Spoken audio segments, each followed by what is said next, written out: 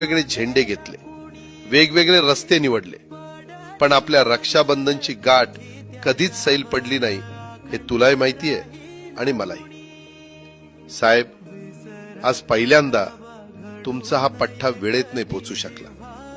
निघालो तर वेळेतच होतो, पण आज नियतीच्या मनात काही वेगळंच होतं। तुम्ही मला बोट धरून चालायला शिकवलं आणि मी थेट धावायलाच लागलो। कधी तुमच्या पुढे गेलो असेल तर ती सुद्धा तुमचीच पुण्याई होती। सुप्रिया, आता साहेबांना सांभाळण्याची आणि त्यांची काळजी घेण्याची पूर्ण जबाबदारी तुझी आहे। एका मोठ्या भावाच्या हक्कानं सांगतोय। सुनेत्रा, पार्थ, जय, सांभाळा स्वतःला।